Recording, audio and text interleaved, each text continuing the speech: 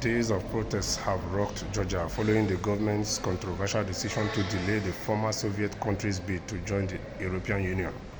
Tensions have been brewing for months in the South Caucasus nation of 3.7 million people, where critics accuse the ruling Georgian Dream Party of following increasingly authoritarian pro-Russian policies in a turn away from the West that has tempered hopes for Georgia's long-promised path to EU membership. The protests have been met with a violent police crackdown as the ruling party and thousands of protesters become locked in a deepening battle over the country's future, whether Georgia should forge closer ties with Russia or Europe. Tensions intensified in late October when Georgian Dream claimed victory in a contested election that was widely seen as a referendum on joining the EU. Georgia, which gained independence from the Soviet Union in 1991, has for years pursued EU membership with the goal of joining the bloc written into the constitution.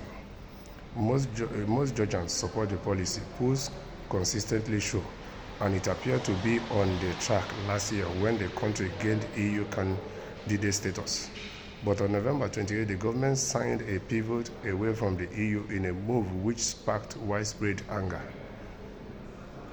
So, truth be told, you see, the case of Russia is like the case of Ukraine, it's like the case of Moldova, it's like the case of many countries that were part and parcel of former Soviet Union. And the man in Russia continues to have influence in these countries, and he does not want any of these countries that were former Soviet Union to become part of EU, because rumors have it that for years the West have been looking for a way to get themselves into Russia or to invade Russia, according to the rumors. And the man in Russia is seeing it as an issue of national security, that more of these countries joining the EU, joining NATO, will make it much easier for the West or US or the NATO to invade them. And that is why he keeps having influence in these countries, trying to do whatever it takes to deter some of these countries from joining the EU. And somehow when you look at it, some of these countries too that want to join the EU, some of their citizens don't even understand really what politics is all about.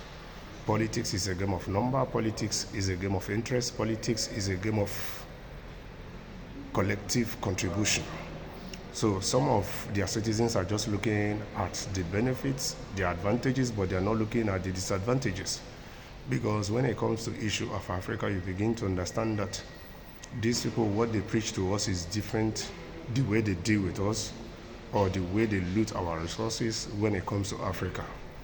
And sometimes you see that indirectly the big countries have a way of ordering the small countries around too, because the small countries, based on the benefits they're looking out for, are being patient.